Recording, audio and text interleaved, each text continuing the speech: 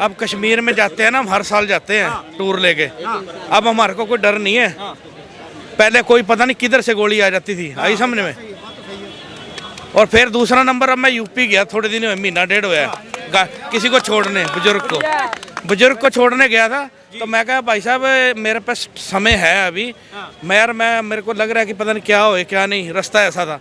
वो कहने लगे भाई साहब राम राज्य है, गारंटी है मेरी, जाओ तुम टेंशन फ्री। एयरपोर्ट जाना है ना तुमने, एयरपोर्ट गया मैं, कहता राम राज्य है, वो गुंडों का राज नहीं है। हाँ, मोदी को रोते हो तुम लोग, पता नहीं काम नहीं देखते। पाकिस्तान में अज्ञात व्यक्ति किसको मार रहा है? आतंकवादियों को।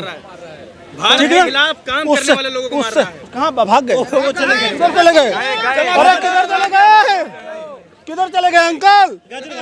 हाँ? भाग लिए? भाग गया। असल बात जब ये रे भाई साहब, हाँ कुछ घर मोहब्बत की दुकान चलाने गए हैं शायद।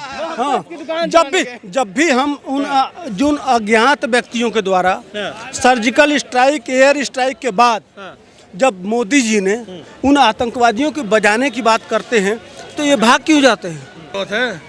ग्रोथ जो हो रही है बीजेपी को देख के तो हो रही होगी, इनको देख के भी नहीं अकल आई। क्या करे कांग्रेस ने आज तक? अकल ही नहीं है। जो चीज कभी सोची नहीं थी ना हमने, वो चीज बन गई है और सारी चीज हुई है बीजेपी के राज में। सर पाजी, राहुल गांधी ये कह रहे हैं कि भाई मोदी जी ने किसानों की खेती छीन ली है, युवाओं का रोजगार छीन लिया है, अडानी अंबानी को सब कुछ मोदी जी ने जो है वो परोस के दे दिया थाली में। तो आम जनता को वो क्या नहीं दिया यार? सब कुछ दिया है, सब कुछ दिया है, हर एक चीज ठीक कर रही है, सब कुछ ठीक किया है। हाँ, राहुल गांधी ने लोकतंत्र खत्म कर दिया लोगों को, जो चीज लोगों को इनके दिमाग में भी नहीं थी, जो चीज कांग्रेस के, वो चीज बना के दे दी। और क्या चाहिए तुम्हारे को? अंकल कहना है। अच्छा अभी एक बात बताइए, अभी मोदी जी चाहते हो मोदी से तुम लोग? संसद में कह रहे हैं कि भाई जब से हम आए हैं हमने कश्मीर में लोकतंत्र स्थापित कर दिया, वहां पर कोई भारत माता की जय नहीं बोलता था। ऐसा है, अब कश्मीर में जाते हैं ना, हम हर साल जाते हैं टूर लेके। अब हमारे को कोई डर नहीं है। पहले कोई पता नहीं किधर से गोली आ जाती थी, आई समझ में। और फिर दूसरा नंबर, अब मैं यूपी गया थोड़े दिन में, महीना डेढ़ हुआ किसी को छोड़ने, बुजुर्ग को छोड़ने गया था। तो मैं कहा भाई साहब मेरे पास समय है अभी, मैं मेरे को लग रहा है कि पता नहीं क्या हो क्या नहीं, रास्ता ऐसा था। वो कहने लगे भाई साहब राम राज्य है, गारंटी है मेरी, जाओ तुम टेंशन फ्री। एयरपोर्ट जाना है ना तुमने, एयरपोर्ट गया मैं, कहता राम राज्य है, वो गुंडों का राज नहीं है। हाँ, मोदी को रोते हो तुम लोग, पता नहीं काम नहीं देखते। बिल्कुल कह रहे सब कुछ छीन लिया है, कुछ किया ही नहीं है। नहीं, मेरी तो छीनी तो मैं बोलूँगा ही।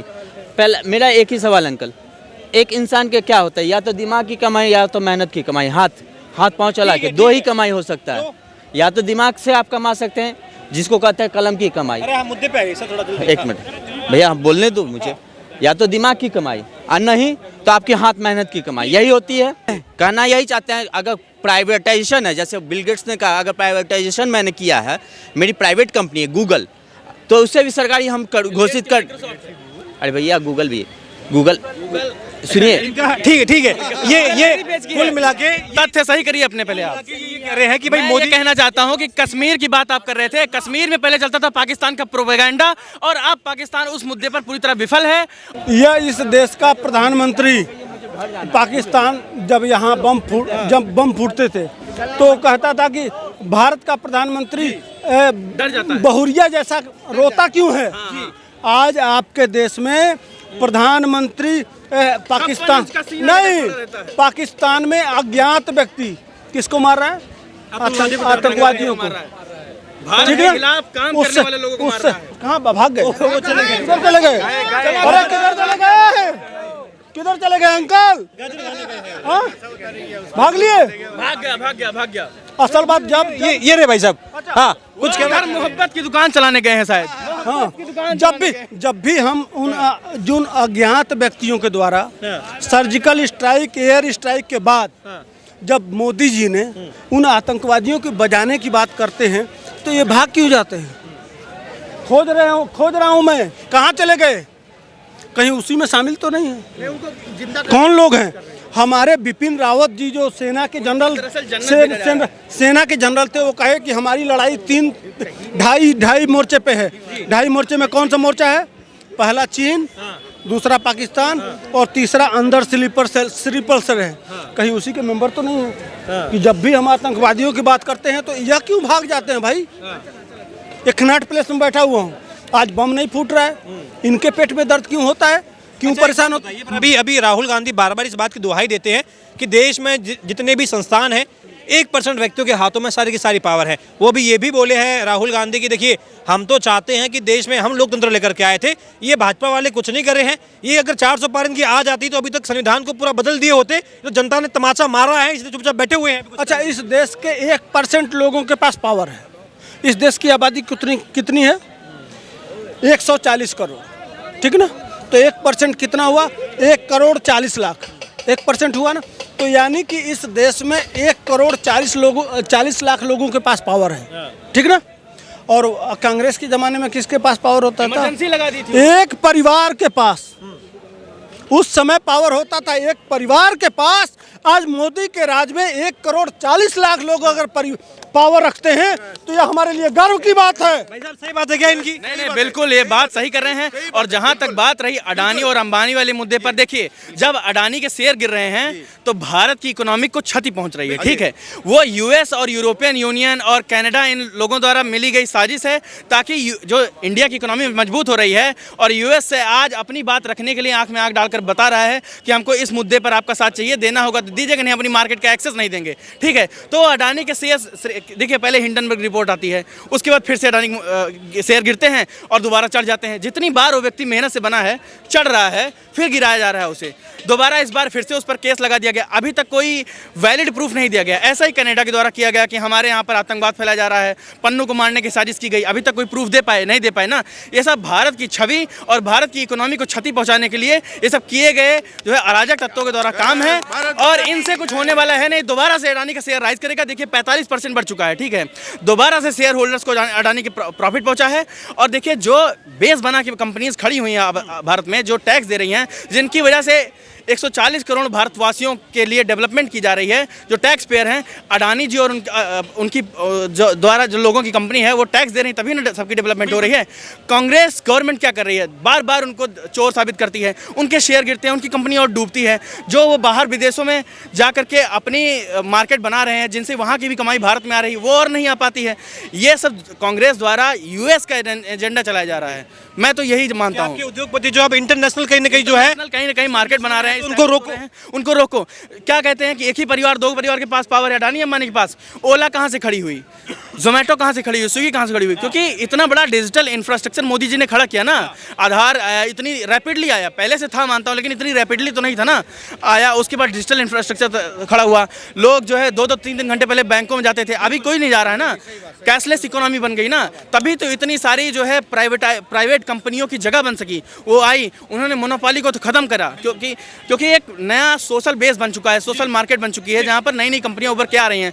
तो अब कांग्रेस को ये समझना चाहिए कि भारत को और ज़्यादा मजबूत करने के लिए काम करना चाहिए और ऐसे मुद्दे उठाने चाहिए ताकि मोदी जी भी सही राह पर चल सकें और वो भी राष्ट्र को भी सही राह पर ले जाए। राष्ट्र को कमजोर करने वाली राजनीति नहीं करनी चाहिए। बैक टू यू सर, क्या नाम है आपका? मेरा नाम बॉबी है। भाई साहब की बात और इनकी बात में बड़ी गंभीरता से सुन रहा था। अब नहीं सुनेंगे वो बात, क्योंकि जब अभी प्रियंका गांधी जी जीत करके संसद पहुंची, अडानी अंबानी से इतना डर है क्यों? उन्होंने, प्रियंका गांधी ने अगर अंबानी और अडानी का नाम ले लिया संसद में, आप देखेंगे कि उनको सदन के शेड्यूल से उसको हटा दिया गया, संसद टीवी से हटा दिया गया। आखिर क्यों हो रहा है? भाई साहब ने कहा कि मतलब महिलाएं या लोग अब बैंक नहीं जा रहे, उनके पास सब मोदी जी ने छोड़ा क्या जो वो बैंक जाएंगे? अच्छा। सब कुछ तो लूट लिया, देश लूट लिया, सब कुछ निजी हाथों में दे दिया। उसके बाद भी ऐसे बहुत बोल रहे हैं और अब आकर के बोल रहे हैं कि एक देश एक चुनाव। तो मैं मांग करता हूं कि आप अभी संसद भंग कीजिए, सारी विधानसभा भंग कीजिए और जनता की अदालत में जाइए। एक देश एक चुनाव बैलेट पेपर से करा कर देख लीजिए, दूध का दूध पानी का पानी हो जाएगा। अच्छा, तो आप एक तो ये आरोप लगा रहे हैं कि देखिए अडानी के मुद्दे पर जहां कांग्रेस जीत जाती है वहां इनकी ईवीएम सफल है और जहां कांग्रेस हार जाती है वहां बैलेट पेपर का बहाना नहीं, इन्होंने अपना बात रखा, इन्होंने अपनी बातें रखी। अखिलेश यादव अभी इंडिया अलायंस के नेता है, उन्होंने उस समय भी कहा, आप सदन की वो वीडियो निकाल कर देख लीजिए कि कहा अगर हम यूपी के उपचुनाव में अखिलेश यादव जो है हार गए लेकिन लोकसभा चुनाव में यूपी से जीत करके आए, उन्होंने कहा कि तब भी मुझे ईवीएम पर भरोसा नहीं था, आज भी नहीं है, मैं मुख्यमंत्री बन जाऊंगा तब भी नहीं रहेगा, जब तक ईवीएम देश से हट नहीं जाएगा ईवीएम पर भरोसा नहीं रहेगा। सवाल है ईवीएम, एक मिनट सुन लीजिए, आज देख लीजिए हमारी, आपने बोल दिया, आपने अपनी बातें रखी, थोड़ा सुन लीजिए, घबरा क्यों रहे, सुन लीजिए, सुन लीजिए, सुन लीजिए, सुन लीजिए, सुन लीजिए, सुन लीजिए, सुन लीजिए, इनका रोना कभी खत्म नहीं होगा, कोई नहीं रो रहा, इनका रोना कभी खत्म नहीं होगा। ये लाए भी ईवीएम यही है और रोना भी इन्होंने यही है, और जब डब्बा लाए थे तब भी क्या नाम है रो रहे थे। अब भैया कितना रोओगे, कितना रोओगे, ना डब्बे से खुश हो ना ईवीएम से खुश हो, और लाए भी यही है। अब जनता इनको जब जवाब दे रही है तो ये रो रहे हैं और अपने कपड़े फाड़ रहे हैं। ईवीएम जब लेकर के आए थे तो देश को चलाने की वो शक्ति भी रखते थे, अब देख लीजिए क्या हो रहा है हमारे देश में, नहीं है, सारी शक्ति खत्म हो गई। नीतीश कुमार के आगे घुटने यार ईवीएम जब लाए नीतीश कुमार और चंद्रबाबू नायडू अभी हट जाएं, देख लीजिए सरकार मुंह के बल गिर जाएगी। ईवीएम लाया क्यों गया था जरा बताइए, ईवीएम लाया क्यों ईवीएम लाया गया था कि समय की बर्बादी होती थी, बैलेट पेपर में लंबा समय लगता था, लेकिन गुपचुप तरीके से ईवीएम को टेम्पर करके चुनाव आयोग को अपने हाथों में नचा करके चुनाव कब तक जीत जाएंगे। अभी ईवीएम लाने के बाद में ऐसे कुछ किया कब, अगर कांग्रेस कर रही होती तो देश की जो जनता ने उन्हें सम्मान दिया, देश की जनता ने कहा कि आपने 75 वर्षों तक सेवा किया। पहले सुन लीजिए, सवाल तो ये भी बन सकता है ना, क्या मालूम वो 70 साल तक मेरी बात नहीं कैसे बना रही थी। आप विपक्ष में आप खुद आप सुन लीजिए, अटल बिहारी वाजपेयी जी ने कहा था कि जब उनके 3 सांसद थे कि हम एक दिन लौटेंगे, कमल जरूर खिलेगा, जनता ने कमल खिलाया भी, लेकिन सोच के नहीं, लेकिन जनता जब आपको वोट दे करके जा रही है, और ये क्या बोल रहे थे कि कनॉट प्लेस में खड़ा हूँ बम क्यों नहीं फटा, अरे गृह मंत्री आपके हैं, दिल्ली की कानून जो व्यवस्था है। हाँ, मेरी बात सुनिए, ईवीएम अमेठी से लड़ रहे थे राजीव गांधी, उस समय राजीव गांधी के लोग ही ईवीएम में बैलेट पेपर को छाप रहे थे। उस समय राजीव गांधी के जमाने में ही बैलेट पेपर छापा जा रहा था। अरे राजीव गांधी के जमाने में ईमानदारी से चुनाव होता था, ईमानदारी ये जनता जानेगी। और रिसर्च सुन तो लीजिए, गूगल सर्च करके आप लोग पता कर लीजिएगा कि अमेठी क्षेत्र था, राजीव गांधी ने खुद कहा था, और उस समय मुकदमा दर्ज हुआ था। राजीव गांधी के ज़माने में बैलेट पेपर की छपाई के वजह से उसी पे सवाल उठा था। तो राजीव गांधी ने ही कहा था कि जब उनकी सरकार बन गई तो उन्होंने कहा कि मैं इलेक्ट्रॉनिक वोटिंग मशीन लाऊंगा जिसमें कोई बात नहीं होगी। अब दूसरा सवाल, और बूथ कैप्चरिंग दूसरा, एक मिनट में अखिलेश यादव की पार्टी जब एक चीज और कह रहा हूँ, हमारा चुनाव, अरे सुन, अरे पूरी लास्ट, अरे मेरी एक मिनट पूरी बात तो हो जाने दीजिए।